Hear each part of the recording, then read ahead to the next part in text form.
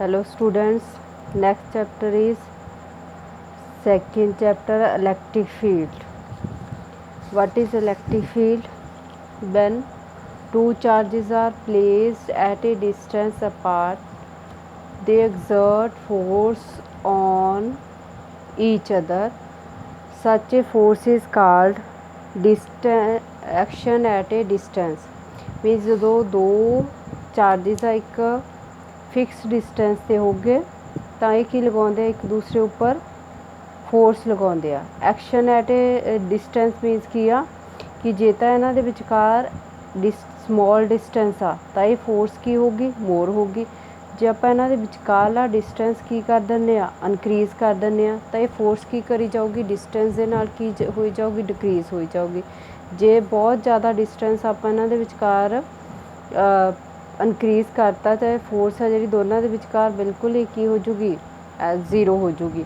ਤਾਂ action at a distance means ਕੀ ਹੈ ਇਹ ਐਕਟ ਕਰਦੇ ਆ ਕਿ ਡਿਸਟੈਂਸ ਦੇ ਨਾਲ। When two charges are placed at a distance apart they exert force on each other. ਜਦੋਂ ਇੱਕ ਪਾਰਟੀਕੂਲਰ ਡਿਸਟੈਂਸ ਹੈ ਤਾਂ ਉਹ ਇੱਕ ਦੂਸਰੇ 'ਤੇ ਕੀ ਕਰਦੇ ਆ ਫੋਰਸ ਐਗਜ਼ਰਟ ਕਰਦੇ ਆ and this force is a called action at a distance.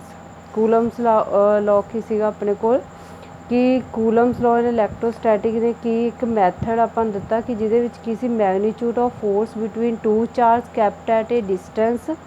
Means ਇੱਕ ਡਿਸਟੈਂਸ 'ਤੇ ਹੀ ਆਪਾਂ ਉਹਨਾਂ ਨੂੰ ਜੇ ਕੈਪ ਰੱਖਾਂਗੇ ਤਾਂ ਹੀ ਉਹ ਕੀ ਕਰੂਗੇ ਫੋਰਸ ਅਪਲਾਈ ਕਰੂਗੇ ਇੱਕ ਦੂਸਰੇ ਦੇ ਉੱਪਰ। It can not explain the mechanism as how two charge exert force on each other at a distance. ਇਹ ਡਿਸਟੈਂਸ ਦੇ ਅਕੋਰਡਿੰਗ ਇਹ ਕਿੰਨੀ ਫੋਰਸ ਕਿੱਦਾਂ ਅਪਲਾਈ ਕਰਦੇ ਇੱਕ ਦੂਸਰੇ 'ਤੇ ਇਹ ਕੰਸੈਪਟ ਨਹੀਂ ਦਿੱਤਾ ਸੀ ਆਪਾਂ ਨੂੰ ਕੂਲਮਸ ਲॉ ਨੇ। ਤਾਂ ਦੀ concept of electric field provide N explanation as how A charge can ਐਗਜ਼ਰਟ force on another charge kept at a distance from it.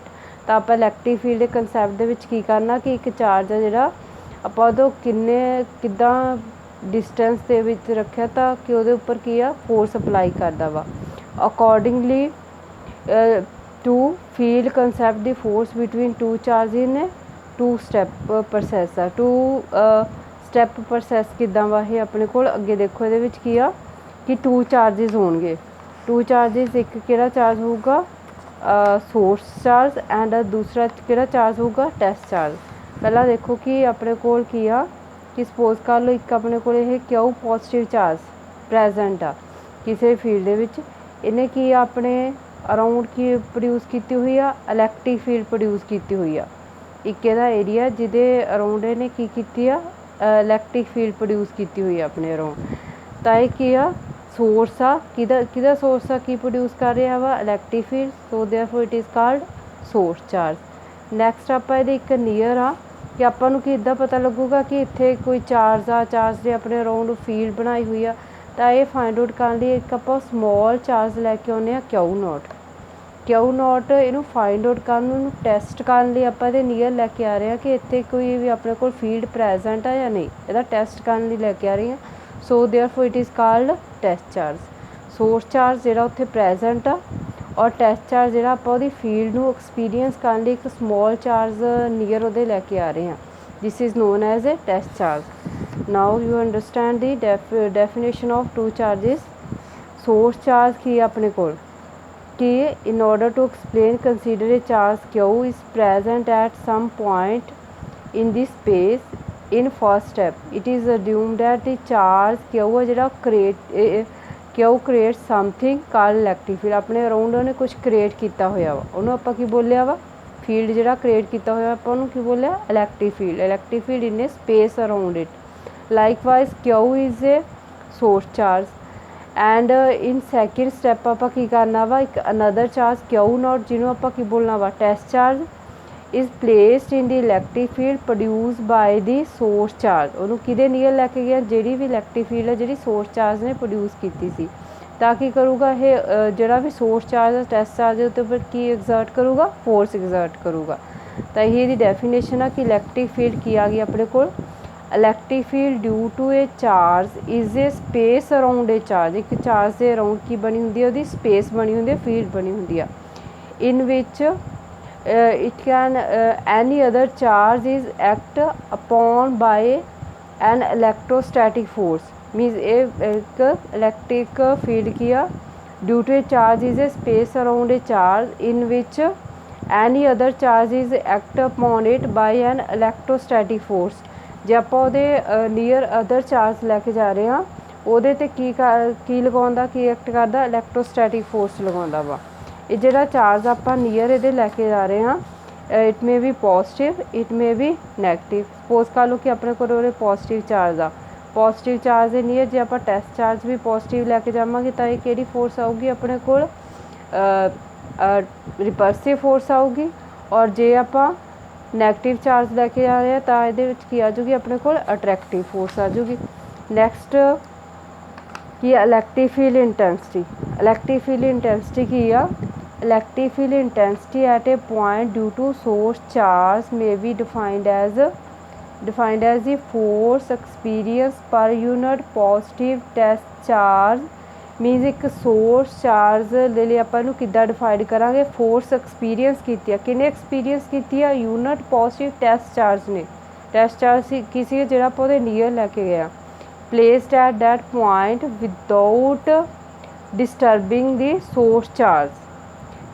Without disturbing the source charge the means ਕੀ ਆ ਕਿ ਜਿਹੜਾ ਆਪਾਂ ਟੈਸਟ ਚਾਰਜ ਲੈ ਕੇ ਜਾਣਾ ਇਹਦੇ near ਉਹ ਕੀ ਹੋਣਾ ਚਾਹੀਦਾ ਵਾ ਸੋ ਸਮੋਲ ਹੋਣਾ ਚਾਹੀਦਾ ਕਿਉਂਕਿ ਜੇ ਇਹਦੀ ਵੈਲਿਊ ਵੀ ਕੀ ਹੋਊਗੀ ਲਾਰਜ ਹੋਊਗੀ ਚਾਰਜ ਵੀ ਲਾਰਜ ਹੋਊਗਾ ਆਪਣੇ ਕੋਲ ਤਾਂ ਇਹ ਵੀ ਕੀ ਕਰੂਗਾ ਇਹ ਵੀ ਇਹਦੇ ਉੱਤੇ ਆਪਣੀ ਫੀਲਡ ਦਾ ਇਫੈਕਟ ਪ੍ਰੋਡਿਊਸ ਕਰੂਗਾ। ਜੇ ਚਾਰਜ ਸਮੋਲ ਆ ਤਾਂ ਇਹ ਕੀ ਆ ਇਹਨੂੰ ਇਹਦੀ ਫੋਰਸ ਨੂੰ ਕੀ ਅਫੈਕਟ ਨਹੀਂ ਕਰੂਗਾ ਤਾਂ ਇਹ ਕੀ ਆ ਮੀਨਸ ਇਹ ਡਿਸਟਰਬ ਕਿਉਂ ਨਹੀਂ ਕਰੂਗਾ ਵਿਦਾਊਟ ਡਿਸਟਰਬਿੰਗ ਦਾ ਮੀਨਸ ਕੀ ਆ ਕਿ ਇਹ ਸਮੋਲ ਹੋਣਾ ਚਾਹੀਦਾ ਆਪਣੇ ਕੋਲ ਚਾਰਜ ਤਾਂ ਕੀ ਆ ਉਹਦੀ ਜਿਹੜੀ ਸੋਰਸ ਚਾਰਜ ਨੇ ਆਪਣੀ ਫੀਲਡ ਬਣਾਈ ਆ ਉਹਨੂੰ ਕੀ ਆ ਇਹ ਕੀ ਆ ਡਿਸਟਰਬ ਨਹੀਂ ਕਰੂਗਾ। ਇਲੈਕਟ੍ਰਿਕ ਫੀਲਡ ਇੰਟੈਂਸਿਟੀ ਕੀ ਆ ਸੋਰਸ ਚਾਰਜ ਦੇ ਕਾਰਨ ਕਿ force experience per unit positive charge placed at that point without disturbing the source charge the force ਨੂੰ ਡਿਸਟਰਬ ਕੀਤੇ ਬਿਨਾਂ ਜਿੰਨੀ ਵੀ ਫੋਰਸ ਆ ਜਿਹੜਾ ਟੈਸਟ ਚਾਰਜ ਐਕਸਪੀਰੀਅੰਸ ਕਰਦਾ it is known as electric field intensity.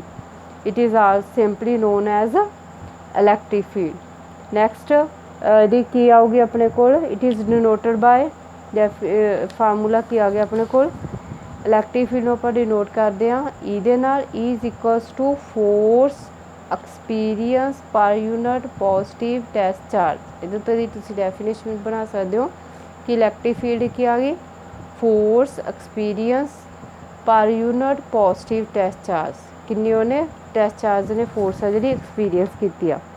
Next ਇਹਦੇ ਵਿੱਚ ਆ ਗਿਆ ਆਪਣੇ ਕੋਲ ਕਿ if F is a force experienced by positive test charge Q naught placed at the observation point then electric field at that point is given by ਤਾਂ electric field ਨੂੰ ਆਪਾਂ ਕਿੱਦਾਂ ਲਿਖਣਾ ਵਾ limit Q naught approaches to 0 ਵੈਸੇ formula ਦਾ ਇਹ ਆ but ਆਪਾਂ ਇਹਦੇ ਨਾਲ ਕੀ ਆ